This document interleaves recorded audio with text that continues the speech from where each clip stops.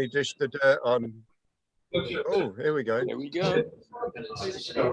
Now official. So everything you say from now on will be taken down and maybe used as evidence. You're going to hold the microphone like that. I'm probably going to have to, because otherwise you won't be able to. I think it could be okay.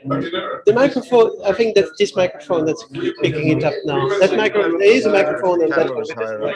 Anyway, guys, I'm going to. Can you hear me, Dad, if I stand up like that? Yes. Good. Okay, that's fine. Good. And I'm going to put Darren. And I need to do my slides, so I just have to hear me rather than see me. It'd be Jean-Francois. It'd be better if you had a webcam because then you could have the camera higher up. Absolutely. I'm ready when you are. Let me try another. No, it won't work. I know it won't work. I tried it all anyway. Stop faffing about and so on. But anyway, so yes. Anyway, actually, no, there's only one. No, there isn't. I thought Beatrice was going to join us, so I can't say anything. Just gentlemen. So, gentlemen, thank you very much for being here. Welcome. Darren Williams, can you hear me now? Yeah. Good, okay, too. Darren Williams here is. Have a seat, guys. Yeah. Going to, yes, you can, yes, absolutely. He's a founder of William Harding, which is working with startups, expanding and distressed businesses. He has senior roles in Unilever and Haute Chocolat, mainly, or it's also in retail and hospitality industry. He's also the CEO of Shrub. Am I pronouncing it right? You are, actually, perfect. And an all-natural male grooming made in England. Where the samples. Actually, I'm missing opportunity there. Yeah, exactly. I was just thinking that, absolutely. But never mind. And a trustee of Action for Youth, which is inspiring and transforming every child and young person, regardless of background or ability. Just look at the website today, so forgive me. That's all right. William Harding is from page honesty, integrity, concern for others, keeping promises, and leadership, which is actually quite basically that you want to actually to adhere to. And his clients include the Delaunay, the Wolseley, Condicor and Cook, the Chocolate Society, and many others. DW, as it actually speaks, yes. I've been called many other things too, but DW is fine, yeah. It speaks on the circuit as well as hosting panel moderating at both corporate and charity events. Currently holds 2 ambassadorial roles, being a school role model for Stonewall and fundraising for target ovarian cancer. He ran 4 marathon and a number of other major run series for this charity. William Harding also partners with Bulgarian doctor Susan, of whom he got a little dog with actually not at home, but in a hotel for dog. And he will talk today about the school role model program at Stonewall and take us through what he talks about and his experience in LGBT life and his career. So, thank you so much. Hello, Zoomers. You're going to hear my voice rather than see me. Is that okay? Can we have a quick look before you start? Yeah, well, hopefully you're not missing much by seeing me anyway. So hopefully you'll hear the voice and you'll get all the good content as well. Hopefully good content. This is a smaller crowd than I'm used to, but this is good. This is an intimate move back into live event to get me back into my groove. Yeah. it is. Excellent. We actually did a live event last week at Action for Youth. So myself and some of the other trustees did a live event in Aylesbury, where the charity is based. And we had about 80 students with us. So it was weird being in a big room of people that were just all allowed to be together. So we're kind of slowly adjusting back into that old life that we once knew. Who knows how long we can hang on to it for, but let's just enjoy it while we've got it. Thanks for the intro, very much indeed. Thanks for having me. It's good to be here. Correct, Williams Harding Consulting is a business that I set up 3.5 years ago when I left Unilever, and I thought I'd probably do it for 1 year and have to get a proper job. But luckily for me, the business has been successful so far. I'm touching wood, and so 3.5 years in, super busy with that consultancy, and I've been very lucky to have and be working with some incredible clients. From that, I found Scrub, and Scrub was a client of mine for 2 years. Scrub is an all-natural men's skincare brand. Our biggest market is actually in the US, Nordstrom's, 60 stores stock us for Nordstrom. So we're a British brand, but the US is our biggest market. So it's been a slightly strange coming of age for us, but we've just done a big investment round and we're fitting well for the next 2 years ahead, and I've become the permanent chair and a shareholder in that business as well. So it's funny how you can start off in a client world and then become part owner and chairman as well, which was kind of evolved by accident, but I'm very happy that the accident happened. And then, as Jean-Francois mentioned, various ambassadorial and charitable roles, but the one I will reference at some point today is obviously Stonewall as well. I am an ambassador for Stonewall. I'm part of the school role model team. I've been there 3.5 years. I do welcome questions on Stonewall. There are some difficulties behind the scenes at Stonewall at the moment, which have been very well covered in the press. Any responses I give, if you want to talk about it, are my views, not the views of Stonewall necessarily. So I'm really glad it's not being recorded. It is. Oh, it is. Damn. Okay. Chatham House rules on record.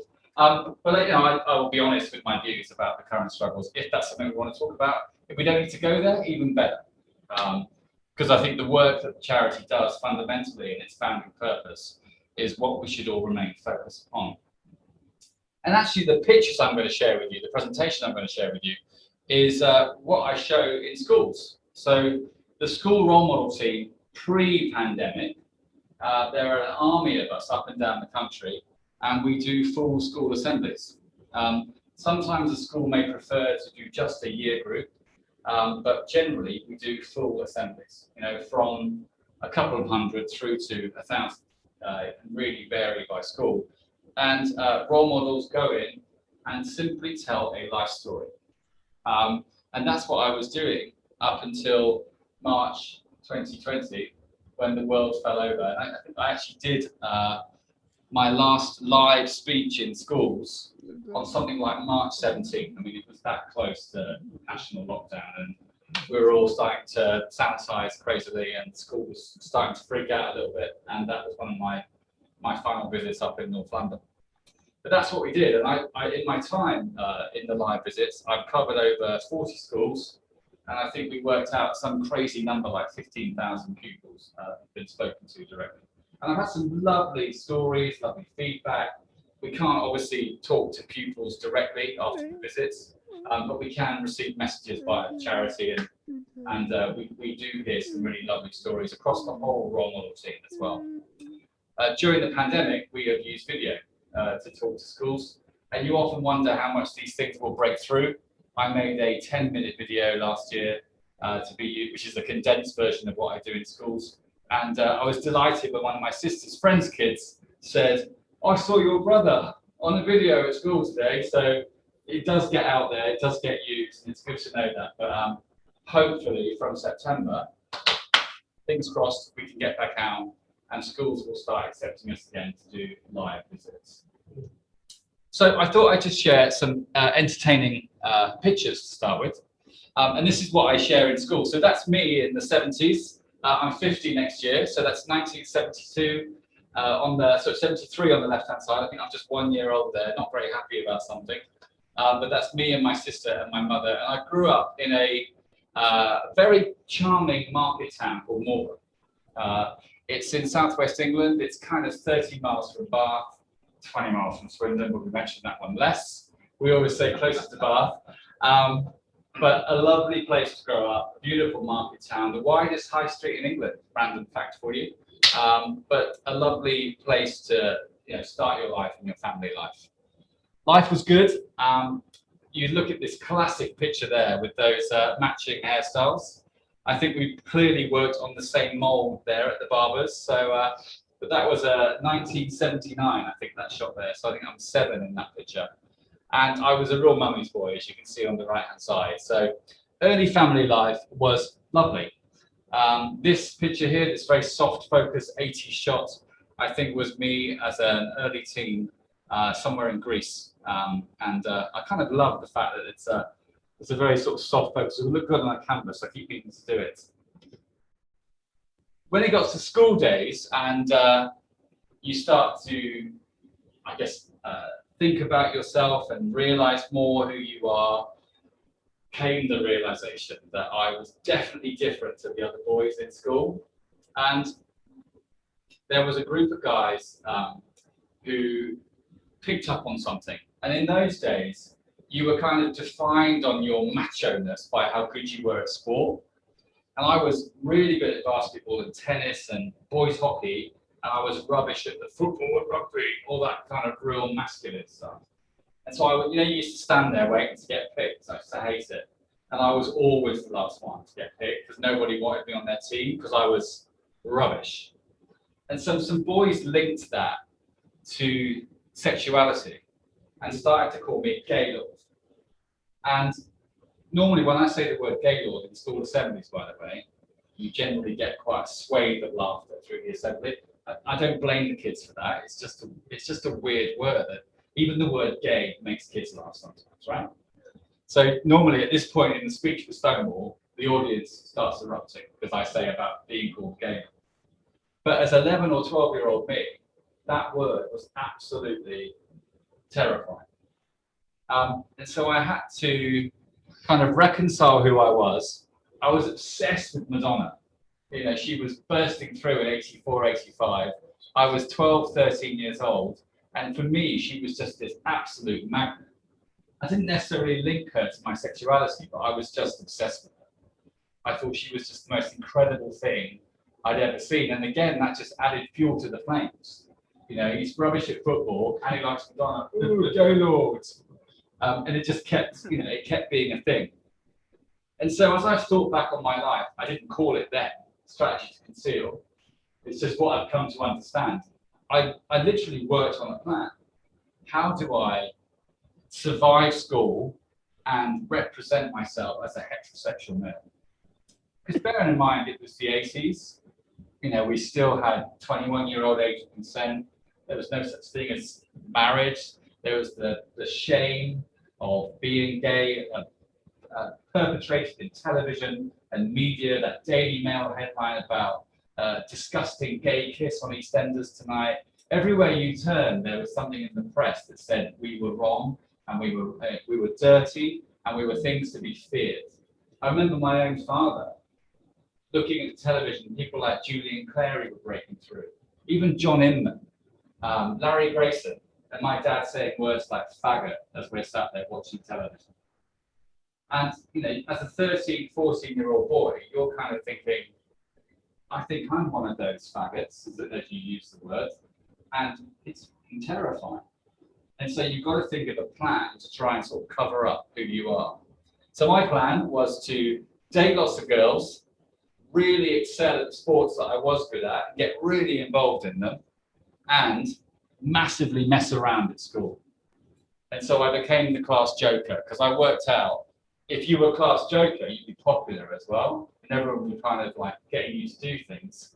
And it really worked. Suddenly I was popular. The guys calling me Gaylord started picking on someone else. And I was always in trouble, but I was always popular. And so if anything, the plan kind of worked. Weirdly about that memory is I have sad memories about a guy that they moved on to at school. And I can still remember his name, and I won't share that, but he was overtly more camp, if that's the right thing to say. And fair play to him for being so as well. But when they got bored with picking on me, they went and picked on him instead. And if it had been me 30 years later, I wish I'd done so many different things about that. But for me at the time, as a scared 14-year-old, someone else was getting the heat. And it's a sad fact of life. And I often struggle to reconcile that memory sometimes because it feels quite sad. Here's more pictures of me draped around the arms of young and beautiful women, working on my strategy to keep covered up and actually hanging out with the boys. And I survived school as a result, fairly unscathed. I had a had a pretty good time, it's still on balance. But I wasn't being true to myself.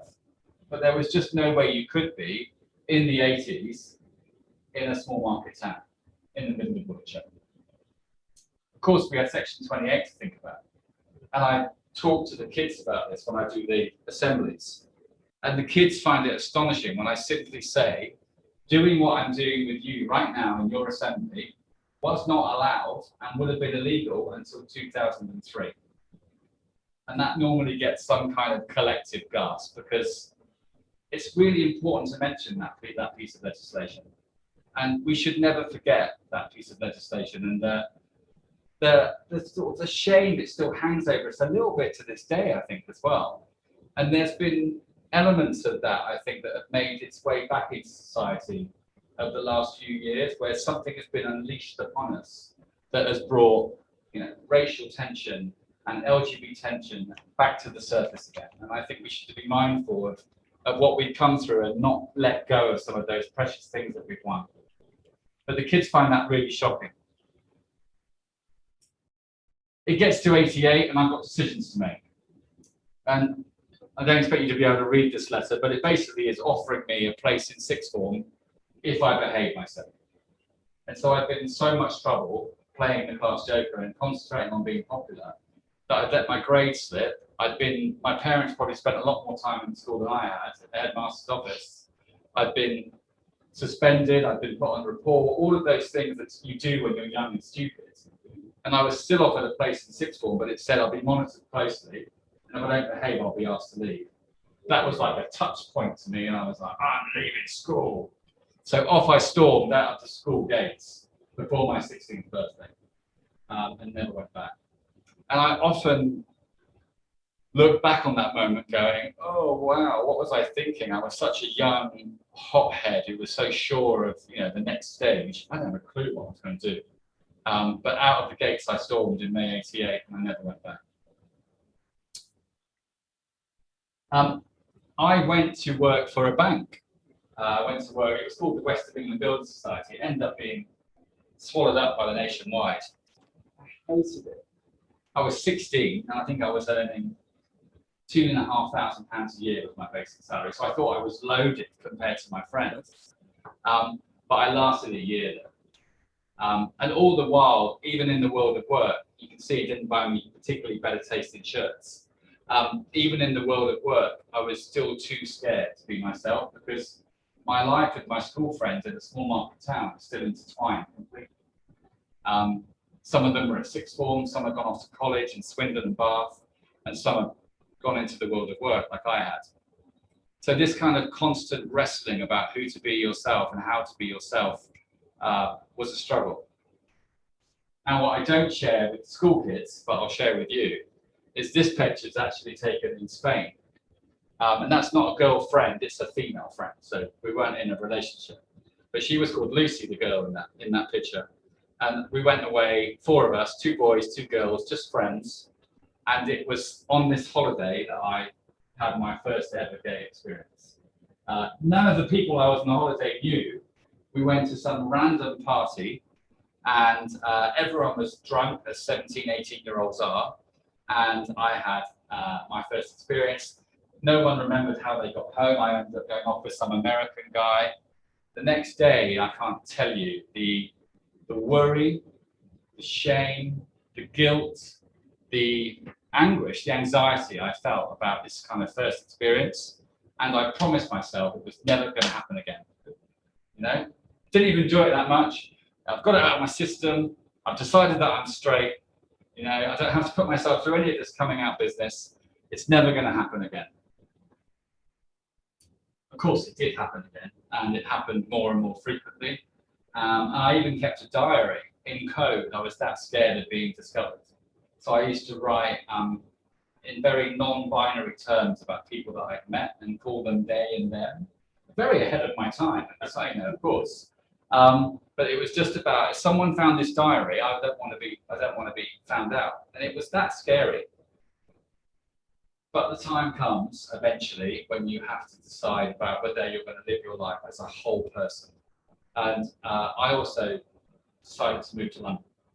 So I kind of slowly made my way up the M4, had a little bit of time in Reading, not recommended. Sorry if anyone's from Reading.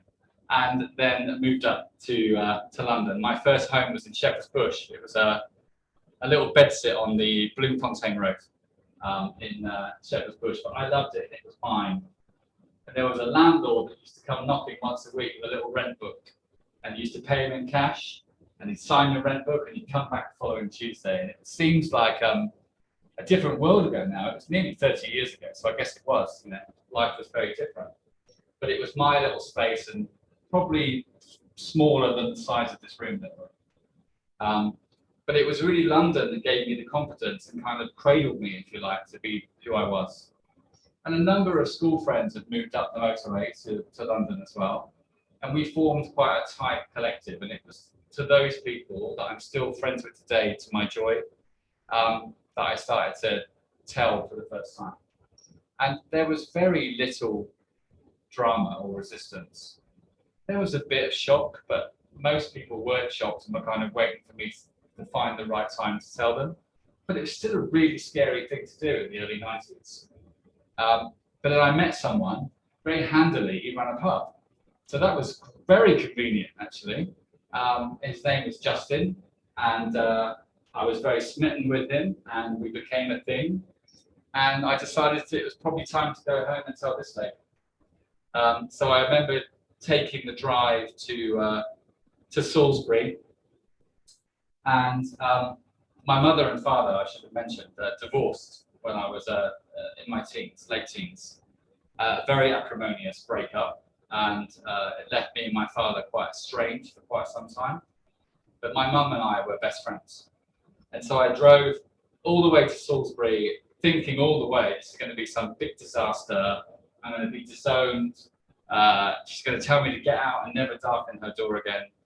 And the exact coming out words I used with my mum when I arrived, we had a glass of wine, was, "Mum, I've met someone." And she went, "That's nice, dear."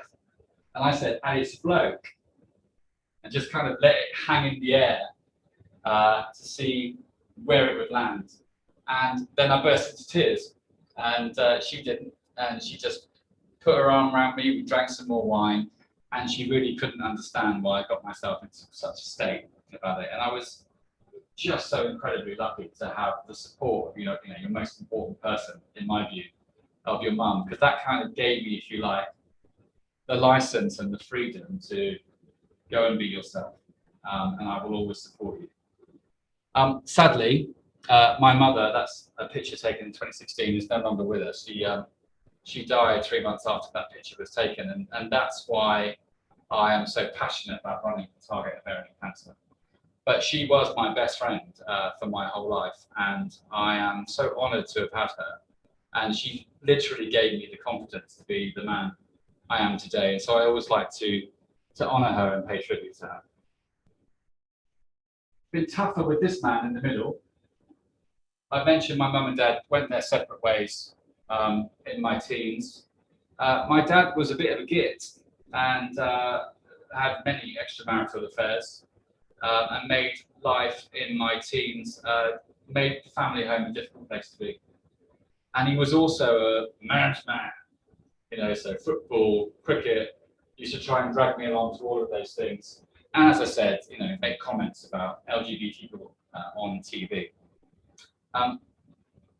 We've taken some time to be where we are today. I saw my dad 2 weeks ago, actually. We probably see each other 3 times a year, so we're not super close.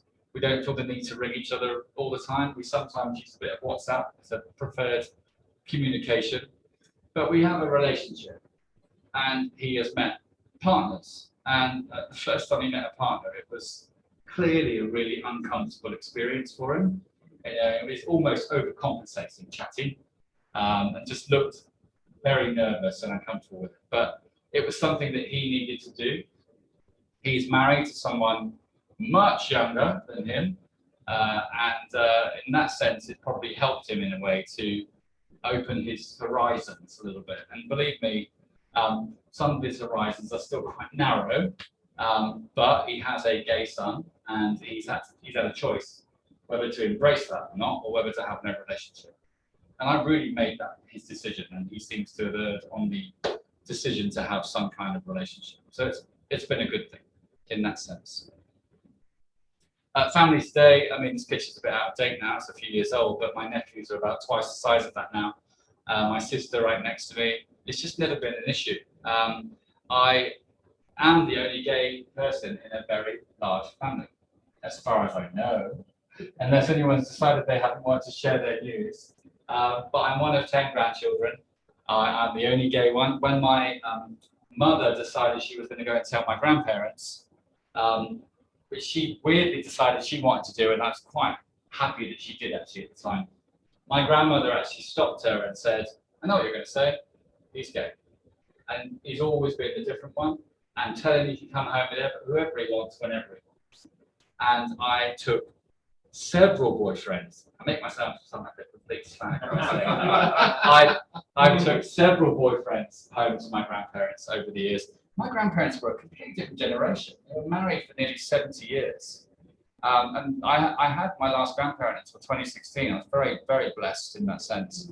But they met several boyfriends. In fact, my grandmother would almost get a bit flirty with some of them as well. But there's 10 of us grandchildren, and I just happen to be the gay one. You know, functions, weddings, and so on. I've been there with partners, and my cousin's been there with their partners, and it just doesn't matter. And I don't take it for granted how lucky I've been to have that kind of supportive family, because I have friends and colleagues who have had very different experiences with their families. And so for me, that's a blessing that I thank myself for every day. There's me at home with my nephews again some time ago. And me with my dad. That picture's actually from last year. I'm looking a bit chunkier there. That's just after the first lockdown, I think. So I'm still working on that at the moment. Every time there's a lockdown, I want to die afterwards. So you always know when we're out of lockdown. But yeah, some lovely family shots. And career-wise, I've mentioned I left school, stormed out the gates at 16, went to work for a bank, hated it.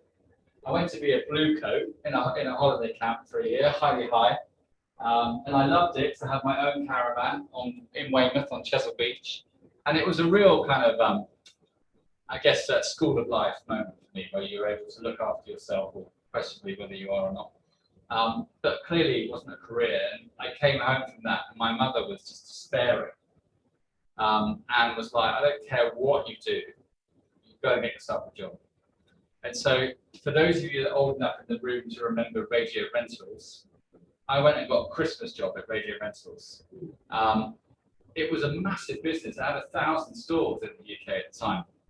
And I ended up being there for 5 years. And the manager said to me after Christmas, you could stay and have a career with us if you just learn to behave yourself. Because you are good at sales, you're great with customers, you know, you're ambitious, stay with us, sort your behavior out, and we could make you have a career. And so I listened to that feedback finally, and that's when I really started my career properly. So at 21 years old, I was store manager at Reading Radio Rentals, which was #1 in the country. Went to Jersey to the conference, got store manager of the year, and I wish I had the photographs. I've got the most amazing pair of curtains that come down each side of my face. Hello. Hi. Yeah, come on in. Come on in.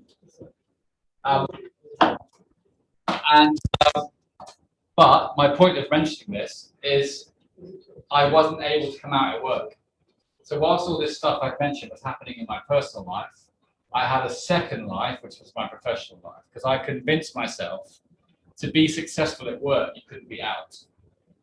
And so for the first 5 years, all that time at Radio Rentals, very successful, learned loads, did a management program that really put me through my paces. I wasn't out. Used to pretend, you know, that I was either single or had girlfriends, mystery phantom girlfriends. Because people always want to know about your personal life, right? Then I went into fashion retail for 4 years and ran a store in Brent Cross, actually, in North London. Didn't come out in the fashion retail world either. You know, and fashion retail is generally probably a safer environment to be gay in. No, because I still wanted to keep climbing the ladder. I still couldn't come out. So I had these two lives. And then what I was really scared about was what if someone from my personal life who knew I was gay popped into the shop, and somehow it would come out that I was gay, and someone would say something to one of my team, and then the whole thing would explode. And so it's weird, these internal battles that you have with yourself about trying to finally recognize and be the whole person that you're meant to be. And the reason I use this picture is this brand changed my life. So I was so lucky to be selected to join the early gang of Orange mobile phones. So I was one of the original 30 that got selected. And I thought, this is my moment.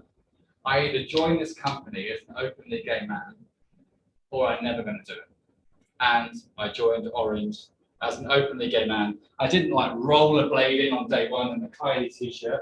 I just thought, I'm going to wait for someone to ask me, you know, have you got a girlfriend? It's always the typical phrase. And I actually said, no, but I'm looking for a boyfriend. So get back to me if you know anyone, basically. And it was like, ooh, we like him. And so I thought this is going to be a really good platform and place. And it was disruptive when the word was cool. It was different. It was edgy. It was modern. And so Orange gave me this kind of comfort blanket. And within a year, I was promoted to my first senior role. And that's where my career really broke through. And I spent 5 incredible years in that business. You know, when you have a heart memory from one of your jobs in your past or a time in your career, that's one of them. That can almost bring me to tears. You know, it was such a special time in my life. I went on then and I worked in some private equity. I was at Whitbread as a regional manager at Costa Coffee. I moved on to running London for Argos. 5 years of retail director at Hotel Chocolat. Moving on to Paul, lovely bakery that made me incredibly fat by working there as a commercial director. And then finally 3 years at Unilever. And throughout all of those places, I was able to promote LGBT life and really be myself, nurture what I was doing, ensure other LGBT people felt the same at work or felt protected or felt like they had the equal opportunities that the rest of us did. But importantly as well, that you were promoted on merit and how hard you worked. Not because you were gay, straight, whatever. You were promoted because you were the right person for the job. And that was a really important time for me as well. So kudos to all of these businesses. T2 was Unilever, by the way. Kudos to all of them for giving me the security, if you like, of being myself at work. Because I never believed it was possible in the first 9-10 years. Once you get that moment of Orange, the breakthrough moment of being out at work, you've completed the puzzle. Because the stress goes. Because you're no longer suddenly going, who's going to catch me out? You haven't got to worry about personal telling work or work telling personal and vice versa. Or which one of the family's going to know. It just suddenly you can stop worrying about who you are and just actually be who you are. This is an interesting story. This is Stu. Stu is macho man. We met when we were 10 and we're still friends today. This is at his home in Dubai. He's lived in Dubai for 7 years. So I miss him loads. I haven't seen him for almost 2 years. And it's the longest we've not seen each other since we were 10. So Zoom's just not cutting it anymore. We're sort of scratching and screaming at each other. But Stuart asked me 3 times when we were growing up if I was gay. Once when I was about 16, once about a year later, and again at 18. I think I got really cross on the 3rd time. I was like, stop asking me that, man. I'm not straight, all right? Stop asking me. Trying to put as macho voice as possible. So actually, when I came out a couple of years later, he wasn't surprised, nor was he angry that I'd lied. He just, actually, if anything, he felt quite sad. He felt quite sad that I'd had to go through those years and not really even be able to trust someone like him, to confide in him. But you're convinced if you confide in one person, they might just let it slip out, and then the whole thing splits open. And so we're still great friends to this day. I'm godfather to his 2 daughters. And my point of mentioning this to the kids when I do assemblies is actually friendship can transcend sexuality. And it doesn't matter who you are, it's how you are as a person that's most important. And that lesson always lands well with the kids. And I end up here really with, you know, yes, gay men can ski. And yes, gay men can run. You know, we're not all about going to heaven or going to Old Street, although I have to say I've really done a very professional job of those things over the years as well. We also do like other stuff. And if you are gay and you don't like this stuff, that's also all right. It's just about trying to be demonstrative of the fact that there are so many cliches still out there that I think need to be broken down. I do skiing and running because I love them. Otherwise, guess what? I just wouldn't do them. You know, and particularly the running piece is for my mum, as you see on my t-shirt, and that's why it's so important to me. And I've raised nearly 25,000 over the last few years for ovarian cancer, and I've got 4 half marathons coming up, shameless plug, if anybody wants my link. And finally, you mentioned the dog. So this is my princess. This is Scampi. So I would have loved to have brought her tonight, but she would have caused chaos. So you heard Williams Harding supports a dog charity called Helen's House of Hope. It's in deepest, darkest northwest Bulgaria. I'm talking horse and cart country, right? It's really, really 2.5 hours away from Sofia. And my business decided to support an animal charity. I found Helen's in Bulgaria. My friend adopted from there. So I went myself for 10 days in January 2020. And I found her on day 3, all alone in the snow as a puppy running. And it absolutely was not my intention to have her, but she was incredibly sick. She had parvovirus, which for any of you know dogs, it's got a 90% mortality rate. And I just found myself completely in love with this very sick dog. And 4 blood transfusions later, I decided that if she was going to pull through, she was going to be mine. Because the 4th transfusion, they don't normally do. They normally let them go after 3 failed transfusions. But I was like, it's my money. I'm paying the bill. We do one more time. And if she gets through one more time and she rebounds, she's coming home to London. So now she lives in Westminster and goes to doggy daycare in King's Road, where she's having a sleepover tonight. And that's just her normal life now, she thinks. So, yeah, she's been living in SW1 for about 16 months. She's a total princess, like daddy, like daughter. But I'm super proud of her. That's it. The one thing I want to sign off on and say is one of my closest to the kids is I remember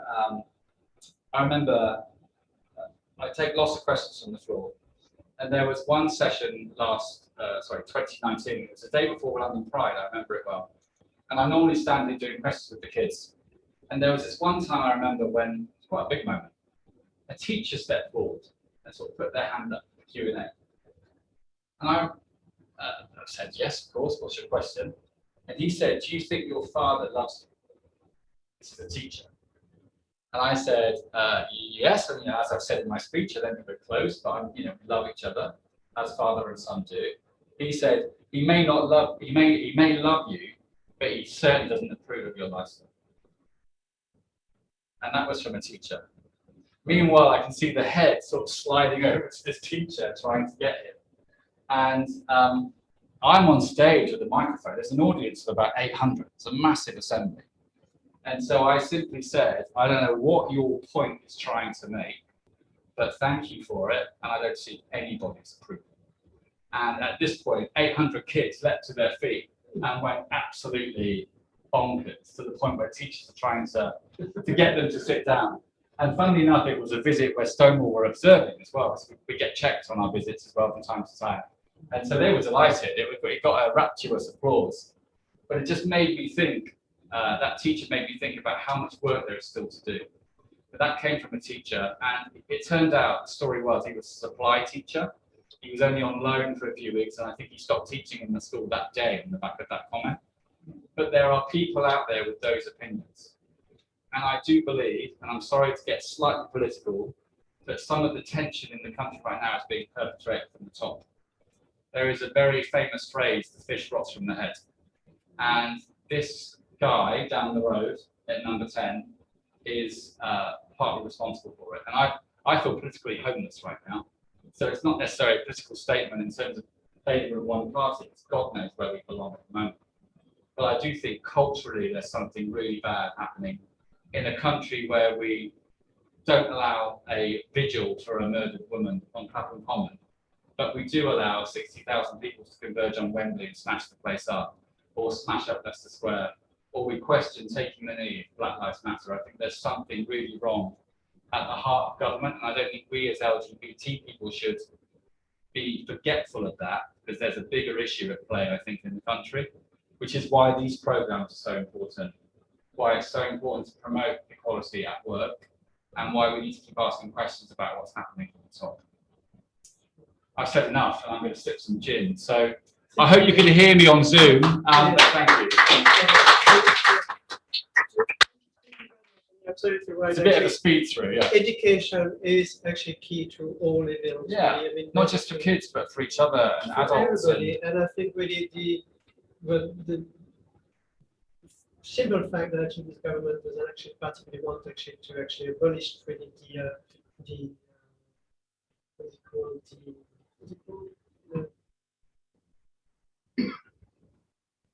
the treatment of gay people. What is it called? No, I forgot.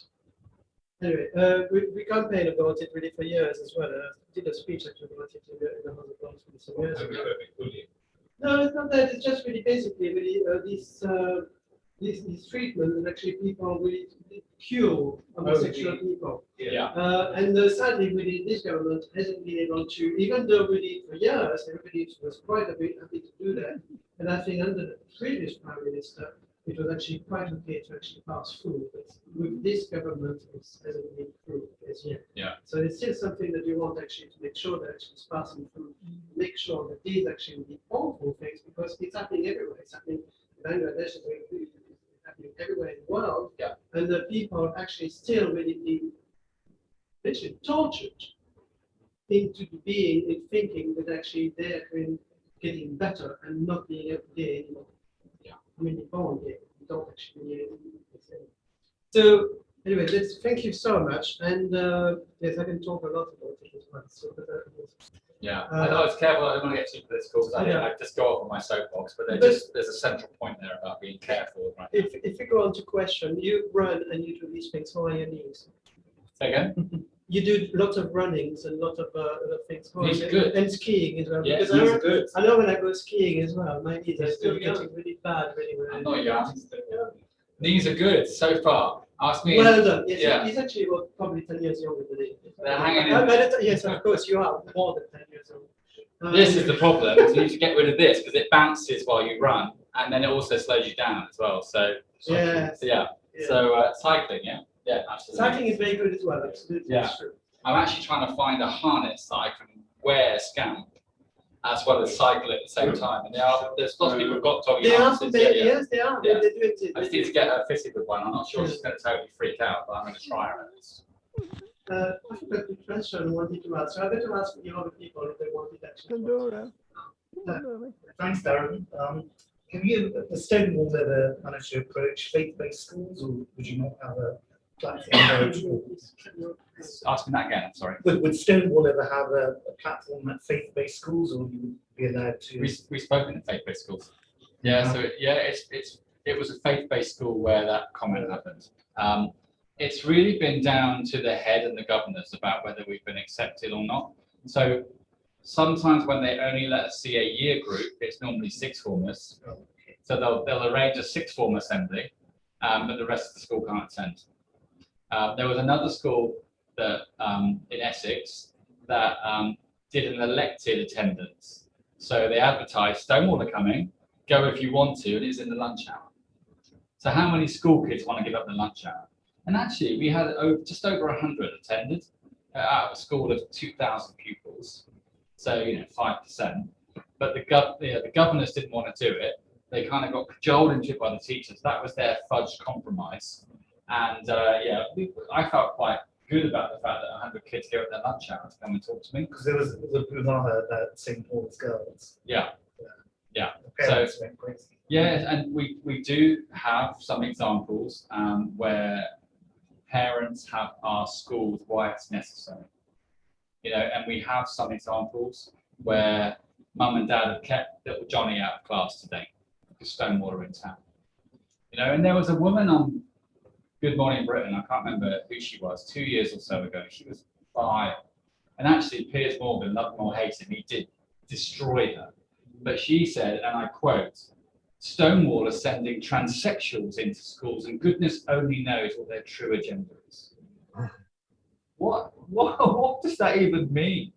like we were arriving with a hey kids, you know, we're here to recruit you kind of thing. Like it's just the most bizarre thought process.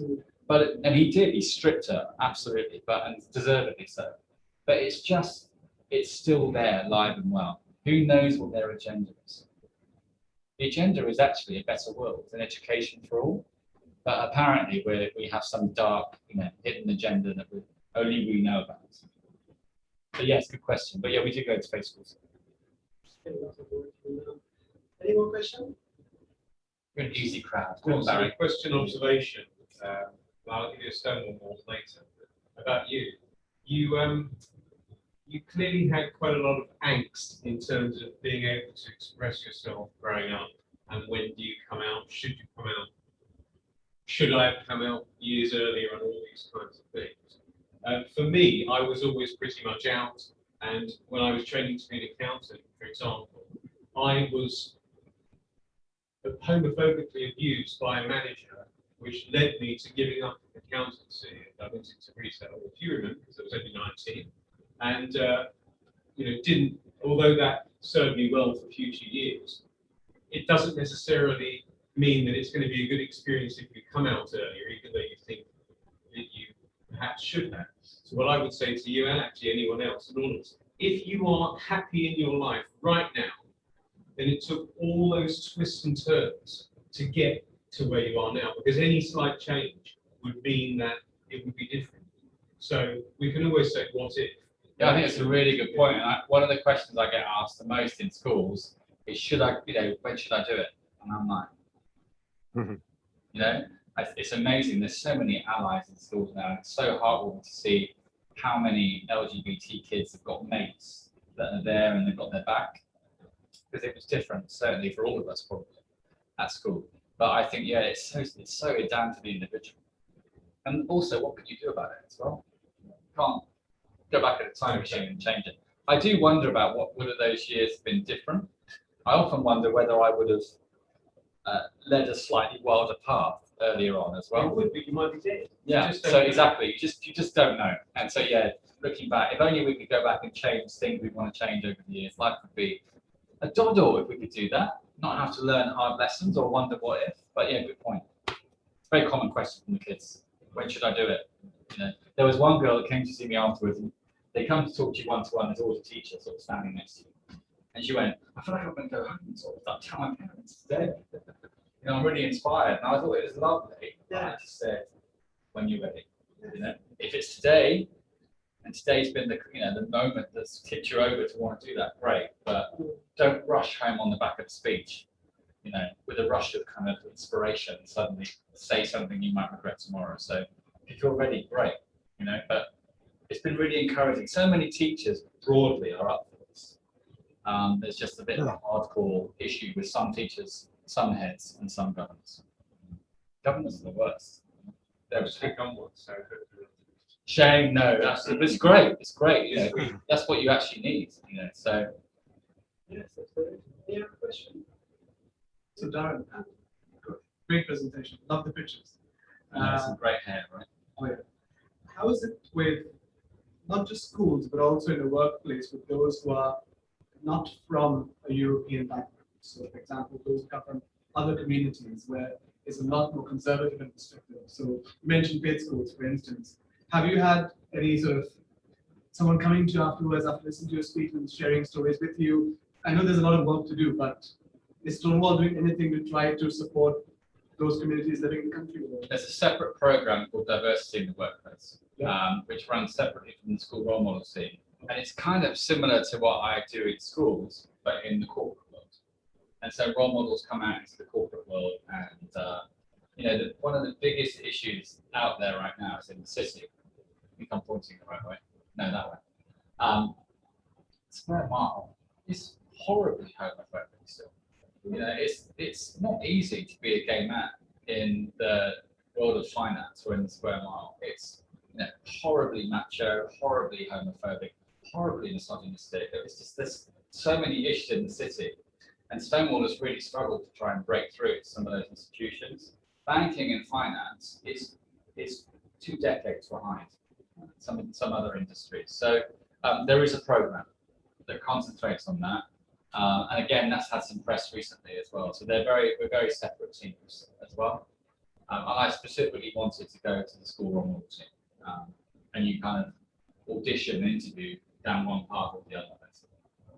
So. Question? I'll ask you the transgender question. A big issue in relation to Stonewall. I've always struggled with LGBTQ+, etc., etc. I mean, having come from a early Pride march when it was just LG or LGB, and that was it. What's going on with the whole transgender versus women thing, and is it not destroying the wider image of Stonewall? Because that's how many people seem to be perceiving it these days. Yeah, there's an internal civil war, I guess is the easiest way to describe it. And as ambassadors, we are on the periphery of it, thankfully. So the headline is, for those of you that may not know, is that there's a war between some of the founding people of Stonewall. Matthew Paris is one example. Great guy in many respects, but Matthew feels that the LGB needs to be focused on and the T needs to go somewhere else because they are separate issues. And then there's obviously another side of Stonewall that absolutely believes it's LGBT++++. And I personally, stressing personally, go back to the reason that Stonewall was created, back to the '69 riots in New York. There were some pretty key trans activists involved in that '69 uprising. So for me, trans is kind of fundamentally part of the rainbow, if you like, and the purpose of Stonewall. In my view, in English, simple English, it should be for all of us. And the sad thing for me is, why the fuck are we tearing each other apart internally when actually, more than ever, having mentioned the Gips down the road, we should be shoulder to shoulder. And I think that's the saddest thing about it for me. So my personal view, LGBT absolutely should be for all of us. I don't think you can separate LGBT and T so clearly, because I think we've always been intertwined. But that's what the basis of the Civil War is about. Some that want to pull it more in one direction, and some that feel it's been taken away too far from its founding direction. Why not separate it out as a separate subsidiary within the charity? I mean, you used to working in Unilever, so Links Underarm doesn't necessarily mix with Bovril or whatever else it is, but they're still within the same family and getting the same support in the same accounts. Yeah, and that has been a view that's been put out there, and that, you know, who knows, potentially that could be a way forward. My concern, as a charity that means a lot to me, is that it's the bad press will soon start to overwhelm the good work that it does. Yeah. And ultimately, we're a better country for having Stonewall than not having it. And I hope that the issue can be settled in some way. Maybe that is a great compromise, and it has been mentioned. And I completely agree with you that it needs to be settled, but we have different issues. I mean, for example, in Iran, transgender is plus because you can't be gay. So, if you're genuinely transgender, you can change, and it's encouraged, and it's the second highest level of operations next to Thailand. But so I feel that Stonewall should be focused, if it's focusing on gay issues, focus on the problems that gays and lesbians would have in Iran and Saudi, because the transgender issues are different across the world and in the UK. In Iran, sadly, it's actually really used, the transition is used as actually a punishment, because it's basically really chemical castration that they're doing. Exactly what happened to Darren many years ago. So that's the sad reality of that. I mean, yes, they agree to that, but basically, if you get the only solution you have, we get hanged or be thrown from a building, or you get through the transition, and that's the only solution. Basically, this is actually a punishment. It's not actually a good thing to do. There's nothing to do with the LGBT right at all. No, I accept that, though if you are genuinely transgender, Yes, you if change, you you are. are treated completely as a woman. There isn't, you're not a transgender person, you are a woman, Yeah, which in of that course case. transgender women want to be. But sadly, it's not the case for Yeah. everybody. I do think though as well, I do think that trans people are still decades, 1, 2 decades behind the acceptance that we've reached as gay men. I've seen it myself. I saw it last year on the tube. There was a lady that clearly has transitioned, and these schoolboys roaring with laughter. Clearly in her direction. 4 or 5 schoolboys. She was the butt of their jokes. And she looked horribly uncomfortable sitting on a tube. At the same time, your brain is going, do I step in? Do I step in? They weren't the most savoury looking lads, and so you never know what they're carrying, whether you step in, but you get off the train feeling nothing but guilt as well. But this woman was the butt of their jokes. And so there's an awful lot of work to do for trans people, and I think I get that. That's why Stonewall's take such an activist role around the world of trans. But there are some that say it's activism turned aggression, and it's almost consumed the charity. In the tea has now become more important than the rest. And I get that's why it angers the founders. It's such an emotive issue. That's a horrible thing to have seen. I can give you a quick tip that I just thought of. What I would have done is I would have gone straight to her and sat down. How are you? It's been so long. As if you were a long lost friend. Ignore them. I kind of wish I had. I did nothing on that day, and it's just it's a shitty feeling. And then other times you stepped in and said something, whether it be race related or sexuality related, and you feel quite proud. But on that particular day, I didn't.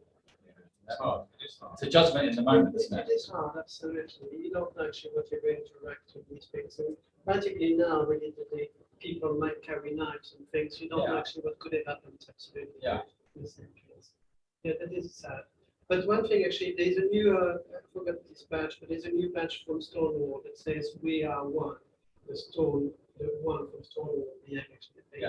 I think it's something that's really what Stonewall is all about. That's what it should be about. And that's what it's all about. We are all together inside it, and we all really fought for the right of the LGBT right, and that was right from the beginning. It's true, as you rightly said, really. So, and we carry on really all this one. So I don't know why we should actually start separate. If I separate, then I won't actually accept any woman or anything. When there are some women coming, there are members women. They don't actually come very often. Times because we still call gay professional network, but it still says the LGBT platform. But it as well with the Gay Business Association, it's the same sort of things. I mean, it exists since 1983, and we started with we fought for the right for absolutely everybody, LGBT right in front of the start.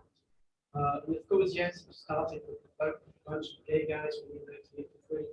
Who were actually the old shop owners and whatever, and some of them closed over and stuff. I'm still in touch with them because now we're celebrating 40 years in 2 years' time now, so I'm still in touch with you, starting to rewrite the story for them. But yes, there's a lot of things still happening now. And yes, going to talk to people really in the parliament, talking to people really in different places, it's all we can do, and make sure that people know about us. Any other question? I'm going to start the recording. We haven't checked the questions on the chat. Yeah, I feel like we've neglected our Zoom friends. Yes, absolutely. But the problem is I can't hear you very well because the screen is. Let me ask. Was there any question there from the Zoom? Yes, absolutely. Can I hear that? I'm sure it's the maximum Hi, there. Jean-Francois. Yes, I can hear you, David. Can you want to ask a question? I did have a question, but it's been partly answered by the dialogue. And the question for the young man whose face I've yet to see was, when you were before you came out, before you accepted yourself as a gay boy or man, and you saw other people being ostracized, what was your attitude and how did you feel? Were you someone who was in denial of where you were for them, or somehow different? And I think the reason why I'd ask that question is because I think that society has a lot of people who are on the spectrum, a little bit gay, and conforming and complying with sociological needs through their lives. And like as you say, in the city of London, it's very homophobic. So someone who's young and in the city who might be struggling with their sexuality is less likely to ever come out and be openly gay than maybe someone who works in retail or in drama. But at least we had the presentation on the screen. Now we don't have the screen right. anymore. I agree with you. And your question was how I felt in terms of what, sorry? Yeah, the question was basically when you were in denial about your own sexuality and you saw other people being ostracized who were, say, as you said, when you were at school, the next easiest victim. Yeah. You know, what was your attitude? What was the attitude? How did you feel? Well, my attitude really, as a 16-year-old boy, was one of relief that I was being given a break. And that's a horrible thing to admit, 31, 32, 33, who am I kidding, years later. But it's survival mode when you're at school and you know, not just, I go on about the 80s like it was some horrendous decade. The 80s was fabulous in lots of ways and I had a great time in lots of ways, but it was about surviving school, coming out unscathed, not getting beaten up, and not anyone finding out my dirty little secret, as it was then, you know. And I feel sad about that. And we talk about looking back into the past.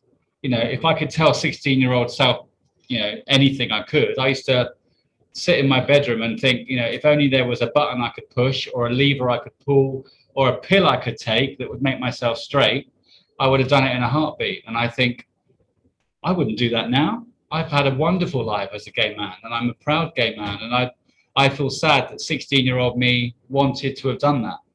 And so that would be the advice I'd give my old self is it's going to be all right. But I honestly, if I had my life again and you were able to choose such matters, even though there are people out there that do believe we choose, I'd still choose to be a gay man all over again. I've had a brilliant life. But you know, but I did stand by as a young man, and there have been moments I've mentioned, you know, where I saw the lady being laughed at on the tube, where you're trying to assimilate lots of information, lots going on around you, and trying to make a judgment call about whether you step in or not. And there have been many times I've stepped in over the years for various reasons, sometimes because I can't keep my nose out of things. But that particular example, I made a decision not to, and I regret that. So, I mean, I guess I was a teenager maybe 10 years before you were. And I kind of, when I've been to the Gay Sailing Club, for example, and mixed with much older people of Ian's age and older, I've been in admiration of the way that they've coped, because it was even more difficult than it was for my generation. But what I have to say is that for me, as a teenager, sexuality, and recently I was at the swimming pool one morning and was just chatting to the young lady who was in her mid-20s, who was the receptionist there. And I just said how, you know, when I was in my teens, I was totally confused about my sexuality. And she said, you know, that's all teenagers are confused about their sexuality. Virtually everyone is confused. So I think, you know, even a lot of people who are straight and end up going through to their grave in a straight world will have been confused over their sexuality as around the age of puberty and beyond. I think a lot of my early sexual learnings were boys that identified as straight, for sure. So let's see how they all turned out. But so I think that's a good point. I think sexuality is fluid certainly in the teenage years and into your early 20s, and it takes a while to establish yourself. And the need to put labels on things is so prevalent all the time. You know, you are this or you are that. maybe there needs to be more of an acceptance that as you grow up, things are a bit more fluid. And maybe it will be that way as generations come forward in the future as well.